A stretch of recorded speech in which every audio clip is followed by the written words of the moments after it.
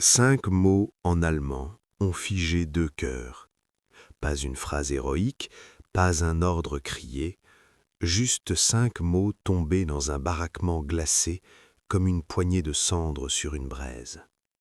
Le 15 janvier 1945, au camp de prisonniers de Fort Davis, au cœur du Texas, la nuit mordait à -2 degrés Celsius. Dans la baraque numéro 7, 73 femmes allemandes respiraient un air qui semblait se briser dans leurs poumons. Les planches sous leurs pieds avaient pourri d'humidité. L'odeur âpre de sueur, de linge jamais lavé et de peur ancienne collait au mur. À 21h47, la porte s'ouvrit. Le sergent James Caldwell, 32 ans, visage fermé d'homme habitué aux grands espaces et aux décisions sèches, resta dans l'embrasure. Il n'avait ni colère ni mépris dans les yeux. Il prononça lentement, avec l'accent d'un étranger qui a appris pour une seule mission, « Dormez sans vos vêtements cette nuit ». Puis, il tourna les talons et disparut dans le froid, sans explication, sans menace, sans même un regard en arrière. Le silence qui suivit fut si total que Marguerite Hoffmann entendit le battement de son propre sang. 25 ans, opératrice radio à Francfort quelques jours plus tôt, elle sentit ses jambes céder. Dans la poche de sa jupe, elle gardait la petite pilule dure qu'un supérieur lui avait glissée avant l'évacuation. Une sortie rapide, au cas où. Depuis 8 jours, elle la touchait du bout des doigts comme on touche une amulette maudite. Or, derrière les vitres sales, elle vit des soldats américains décharger des réservoirs métalliques, dérouler de gros tuyaux, coller des bandes de caoutchouc sur les fenêtres. Puis, un détail acheva de paralyser la pièce. Ils enfilèrent des masques à gaz. Les histoires, martelées par la propagande, revinrent d'un coup, plus fortes que la raison. Autour d'elle, des mains cherchèrent des poches, des ourlets, des doublures. Anna Weber, 19 ans, agrippa le bras d'Elisabeth, infirmière de 27 ans. Les yeux d'Anna disaient « c'est maintenant ». Et Marguerite comprit que ces 5 mots venaient peut-être de leur offrir une nuit ou de leur voler le reste de leur vie. Personne ne dormit. Les minutes s'étiraient, collées aux parois comme du givre. Dans la baraque numéro 7, les femmes se regardaient sans oser parler, chacune prisonnière de ce que sa tête projetait. Marguerite sentait la pilule au creux de sa poche comme une pierre brûlante. On leur avait répété que la capture était pire que la mort, que l'ennemi n'avait pas de visage humain, seulement des mains. Alors, quand elles virent les masques à gaz, les réservoirs et les tuyaux épais, leurs corps réagirent avant leur esprit. Certaines serrèrent les dents, d'autres murmurèrent des prières. 2, au fond, froissaient déjà la doublure de leur veste, prêtes à avaler leur porte de sortie au premier signal. Dehors, pourtant, rien ne ressemblait à une exécution. Les soldats américains travaillaient avec une efficacité froide, presque méthodique, comme s'ils suivaient un protocole appris par cœur. Ils calfeutraient les fenêtres, contrôlaient des manomètres, vérifiaient la température, recommençaient, encore et encore, sans un geste inutile. Le soldat Daniel Murphy, originaire de l'Ohio, ne regardait pas les prisonnières comme des trophées. Il regardait des cadrans. Ses doigts rougis par le vent ajustaient un réglage, puis un autre, avec la précision de quelqu'un qui a déjà perdu trop de temps face à une maladie. Dans sa mémoire, une petite sœur morte trop jeune le poursuivait.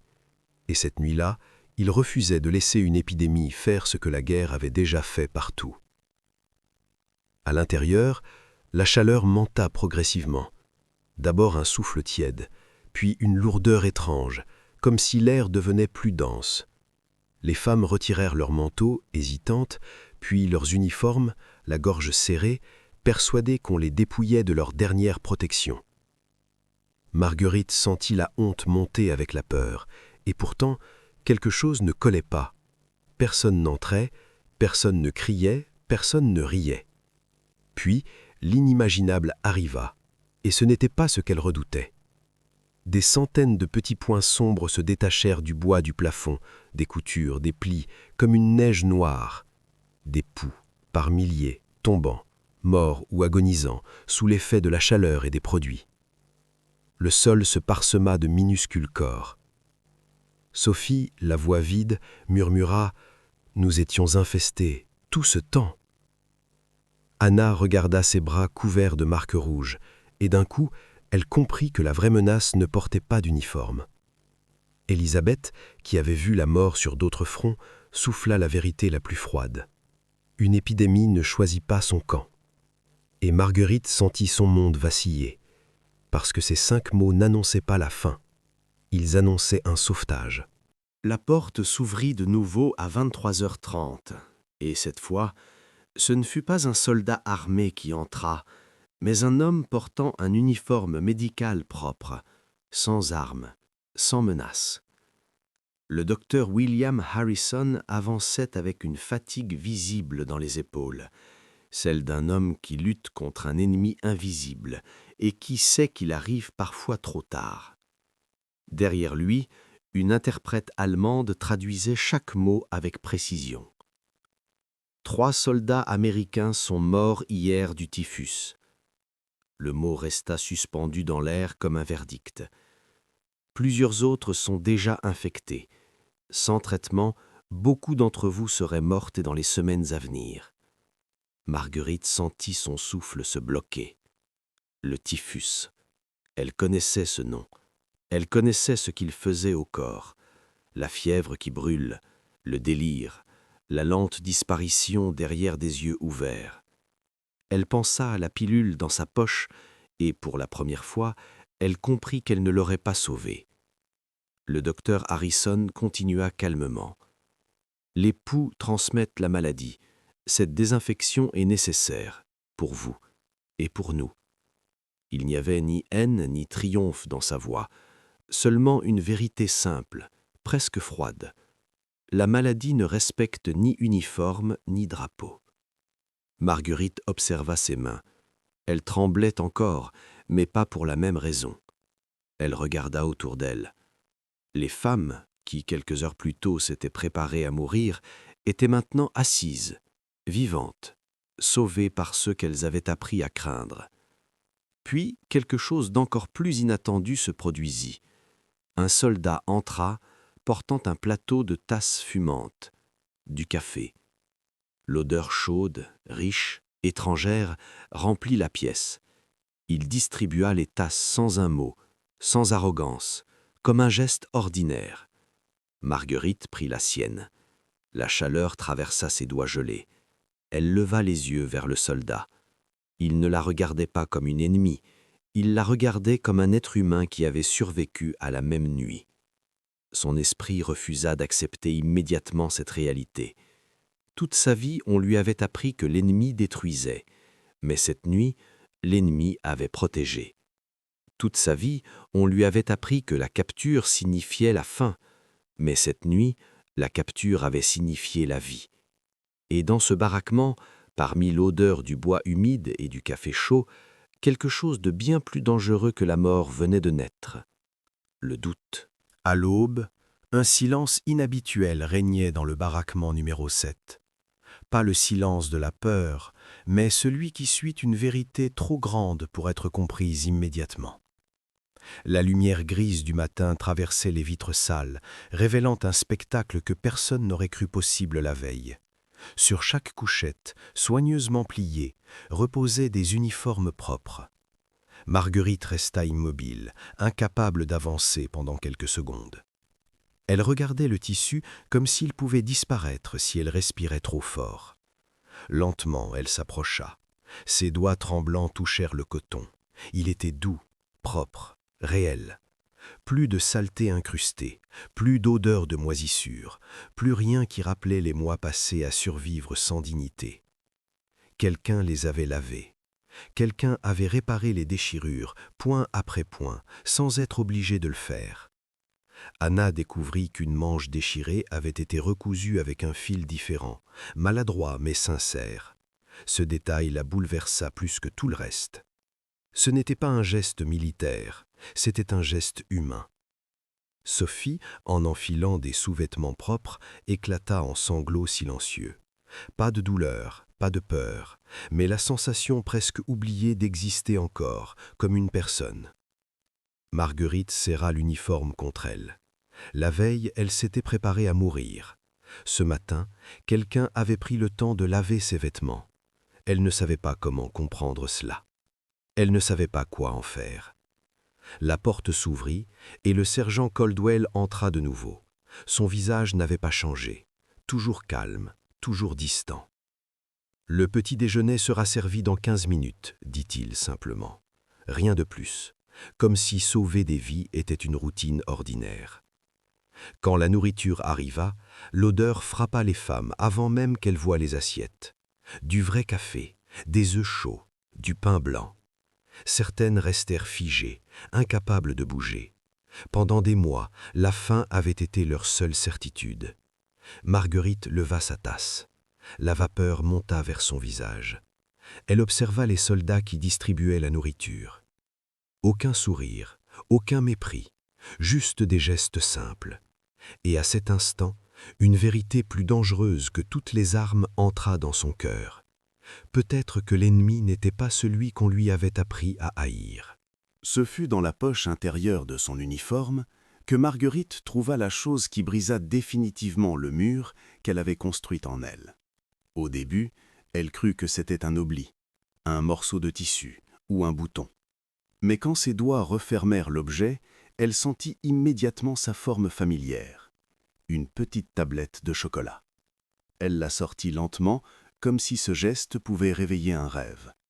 Le papier était intact, soigneusement plié. Elle n'avait pas vu de chocolat depuis des années. Autour d'elle, d'autres femmes découvrirent la même chose. Anna porta la sienne à ses lèvres sans l'ouvrir, respirant son odeur comme un souvenir d'enfance. Mais ce n'était pas seulement le chocolat. Marguerite remarqua un petit morceau de papier glissé à l'intérieur. Elle le déplia. 3 mots, écrits à la main. « Tu survivras ».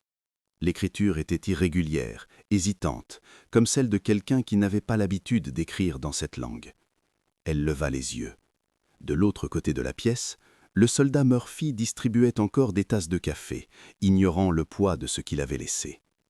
Il n'y avait pas de signature officielle, pas de symbole, seulement ces mots. Elle regarda ses mains.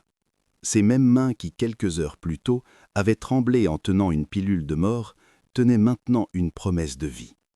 Le contraste la déstabilisa plus que la peur elle-même. Toute sa vie, on lui avait appris que la bonté était une faiblesse, que l'ennemi ne donnait rien sans prendre davantage. Et pourtant, quelqu'un avait acheté ce chocolat avec son propre argent. Quelqu'un avait écrit ces mots pour elle, une inconnue, une ennemie. Anna murmura, la voix brisée. Pourquoi ferait-il cela? Personne ne répondit immédiatement. Parce qu'aucune réponse ne pouvait contenir la vérité entière. Marguerite regarda Murphy encore une fois. Il ne cherchait pas leur gratitude. Il ne cherchait rien. Il avait simplement choisi d'aider. Et ce choix, silencieux, invisible, était plus puissant que toutes les armes qu'elle avait vues. Pour la première fois depuis sa capture, Marguerite comprit que survivre ne signifiait pas seulement rester en vie. Cela signifiait accepter que le monde n'était pas aussi simple qu'on le lui avait appris. Et cette compréhension allait bientôt l'obliger à faire un choix qui changerait son destin pour toujours. 3 jours plus tard, la chaleur artificielle avait disparu, les poux aussi, et avec eux l'ombre invisible qui menaçait leur vie. Les analyses sanguines revenaient une à une, confirmant ce que le docteur Harrison espérait. L'épidémie avait été arrêtée à temps. Les femmes recommençaient à respirer sans sentir la mort derrière chaque battement de cœur. Mais pendant qu'elles guérissaient, un autre spectacle se déroulait à quelques dizaines de mètres. Depuis la fenêtre, Marguerite observait la tente médicale américaine. Des brancards entraient sans cesse, des soldats blessés, épuisés, certains trop jeunes pour porter déjà ce regard vide. Les infirmières américaines travaillaient sans pause, leurs gestes devenus mécaniques sous le poids de la fatigue. Marguerite reconnut ce regard. Elle l'avait vu sur le front, chez ceux qui continuaient non par force, mais parce que personne d'autre ne le pouvait. Elle baissa les yeux vers sa manche.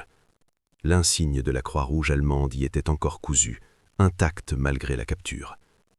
Ce symbole n'appartenait pas à un pays, il appartenait à une promesse faite avant la guerre, avant la haine, avant les drapeaux. Soigner, sauver, peu importe qui souffre. Son esprit résistait encore. Aider l'ennemi signifiait trahir tout ce qu'on lui avait appris à défendre. Mais le chocolat dans sa poche, les uniformes propres, les vies sauvées sans condition, formaient une vérité impossible à ignorer. Elle regarda de nouveau la tente.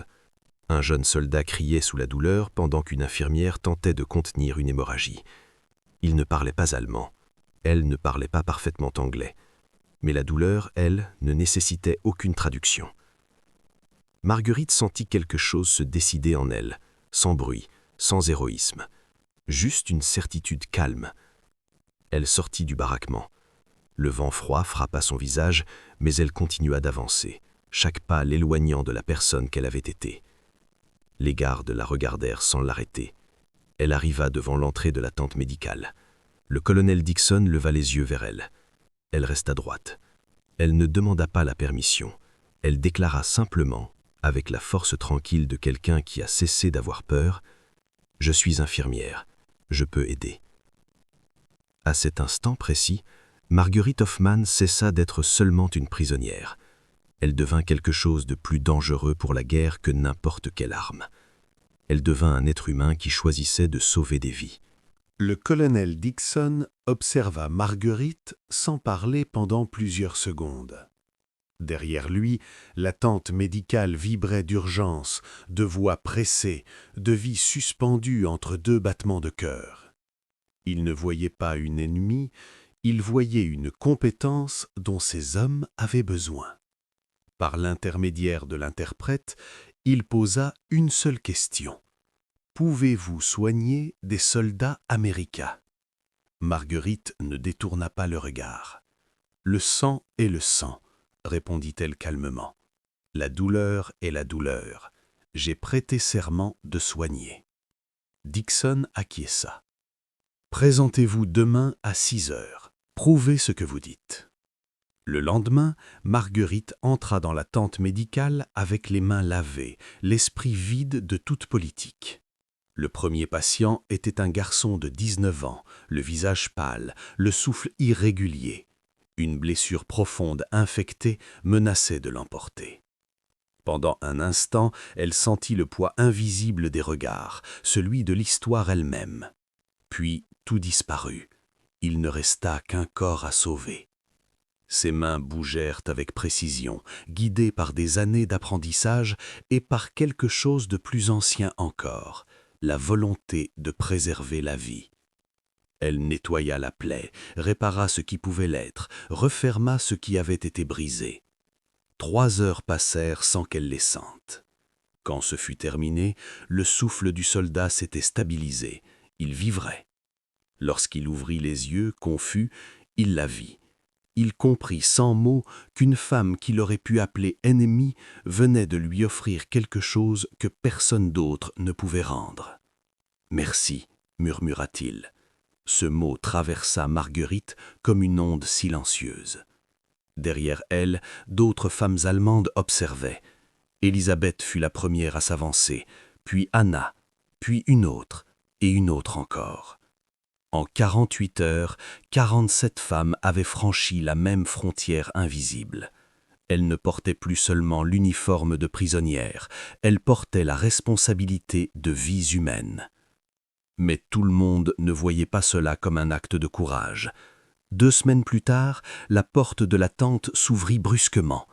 Un officier allemand entra, boitant, son regard chargé de mépris et de feu. Il observa la scène, ses propres compatriotes sauvant des soldats américains. Le mot sortit de sa bouche comme une condamnation. « Traître !» Et à cet instant, Marguerite comprit que sauver des vies avait un prix. Le mot resta suspendu dans l'air, plus tranchant que n'importe quelle lame. Traîtresse. Le colonel Friedrich Steinberg avançait lentement, sa canne frappant le sol avec un rythme froid et régulier. Son uniforme portait encore les marques de son rang, mais son visage révélait autre chose, la peur d'un monde qui changeait sans lui. Il regarda Marguerite directement, comme s'il voulait graver son visage dans sa mémoire. Vous avez oublié qui vous êtes, dit-il d'une voix basse, contrôlée. Vous sauvez ceux qui détruisent notre patrie. Autour d'eux, les blessés respiraient, vivants grâce à ces mêmes mains qu'ils condamnaient. Marguerite sentit la vieille peur remonter, celle qu'on lui avait enseignée, celle qui exigeait l'obéissance. Mais elle regarda le jeune soldat allongé devant elle, son souffle fragile, sa vie suspendue à un fil. Elle comprit que ce moment définirait tout. Elle parla sans élever la voix. « Je me souviens exactement qui je suis. Je suis infirmière. Je sauve ceux qui peuvent encore vivre. » Friedrich ricana, mais son rire manquait de force. « La guerre touche à sa fin, dit-il, et quand elle sera terminée, l'Allemagne se souviendra de vous. » Il voulait que ces mots soient une menace, mais ils sonnèrent comme une promesse vide. Le colonel Dixon entra alors, sa présence remplissant la pièce sans effort. « Ici, dit-il calmement, ces femmes sont sous ma protection. Elles sauvent des vies, c'est tout ce qui compte. » Friedrich fixa Marguerite une dernière fois, puis tourna les talons. Sa canne résonna jusqu'à disparaître dans le silence. Marguerite resta immobile quelques secondes. Elle savait que cet instant ne disparaîtrait jamais. Elle savait qu'elle venait de perdre quelque chose. Un pays, une identité, peut-être une famille. Mais elle avait gagné autre chose. Elle regarda ses mains. Elle tremblait légèrement. Pas de peur, de vérité. Elle reprit son travail. L'aiguille traversa la peau. Le fil referma la blessure. Le cœur du soldat continua de battre. Et dans ce geste simple, Marguerite comprit enfin la seule chose qui survivrait à la guerre. Pas les drapeaux, pas les discours, mais les vies sauvées.